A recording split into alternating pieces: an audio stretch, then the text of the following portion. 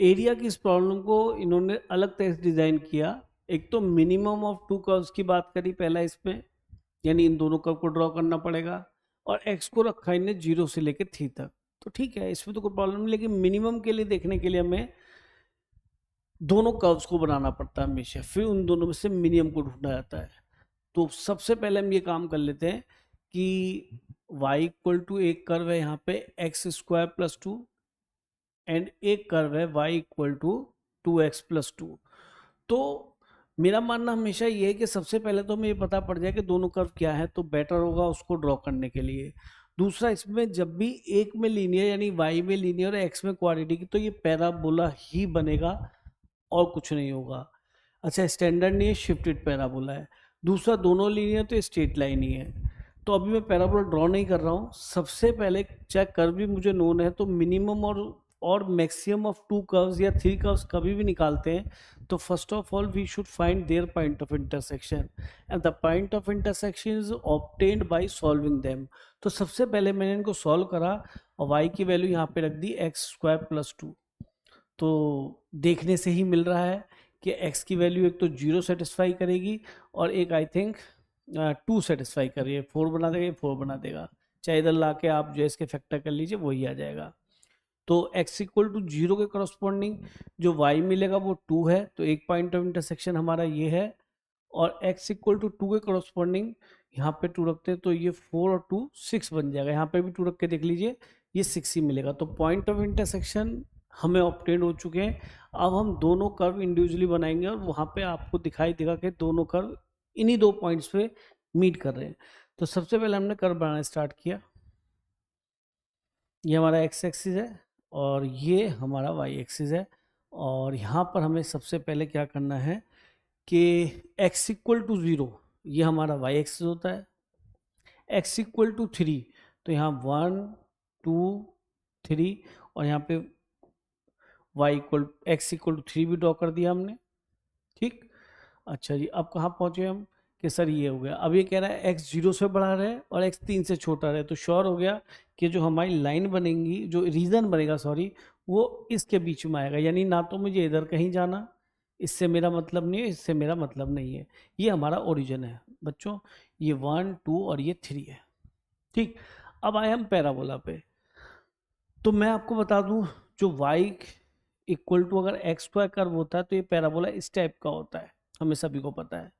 जब आप इसके अंदर 2 ऐड करेंगे, जब आप इसके अंदर 2 ऐड करेंगे किसके अंदर, x² में, यानी कि इनडायरेक्टली आपने y में 2 ऐड कर दिया, तो ये 2 यूनिट ऊपर शिफ्ट हो जाएगा, बस पैराबोला, और कुछ नहीं होगा। और चाहे आप देख लीजिए, एक बार हल्का सा हेलो टेस्टिंग कर लेते हैं। आप देखिए, अगर मैं इस कर्व को ड्रॉ करता हूँ, 0 रखने पे 2 मिल रहा है। अच्छा, ये हमेशा y एक्सिस के अबाउट सिमेट्रिक बनेगा।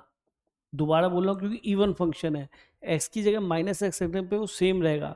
तो ऐसा तभी होगा जब इसमें x का टर्म नहीं आएगा। देखो, एक कंसेप्ट सिखाना चाह रहा हूँ, अगर आप ध्यान से सुने तो देखिए, वीडियो की लेंथ बढ़ जाएगी पर कोई दिक्कत नहीं है। याद रखना, ax² + bx + c लिखा है। अगर मैं इसके अंदर b की वैल्यू 0 रख दूँ तो ये टर्म यहाँ से खत्म हो जाएगी।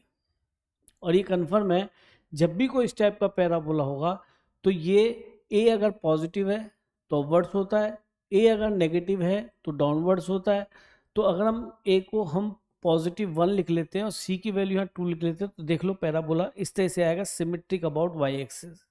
कुछ एग्जाम्पल और लेते हैं, जैसे y इक्वल टू x² - 2, तो ये -2 नीचे चला जाएगा। बस हमेशा y एक्सिस पे इसकी वर्टेक्स आएगी, ये कन्फर्म है हमेशा। अब चाहे तुम इसका थ्राइस करो, ट्वाइस करो, 4 टाइम्स को, कर्व देखने में ऐसा ही बनेगा। तो इस तरह से हम जल्दी ड्रॉ कर सकते हैं कर्व। तो मैंने यहाँ पे 0 पे 2 देखा और 2 के अकॉर्डिंग मैंने अपना पैराबोला जनरेट कर दिया, और मैंने इधर की तरफ बनाया नहीं, वैसे ये बन जाएगा बिल्कुल इसका इमेज। तो वो मैंने बना ही नहीं रहा, यहाँ पे इस तरह से कर्व पैराबोला आ गया। और आप नोटिस करो, आपने पॉइंट टू इंटरसेक्शन निकाले थे, 0 पे 2, देखिए 2 ही मिल रहा है, 0,2, और एक क्या मिलेगा बेटा, 2 पे 6। तो x जब 2 होगा तो यहाँ पे कहीं 6 आ रहा होगा 2 के करस्पॉन्डिंग, तो यहाँ पे हाइट हमारी 6 है। देखो, इस बात से कंफ्यूज मत होना कि 2 इतना छोटा 6 इतना बड़ा, मतलब इतना सही रह गया।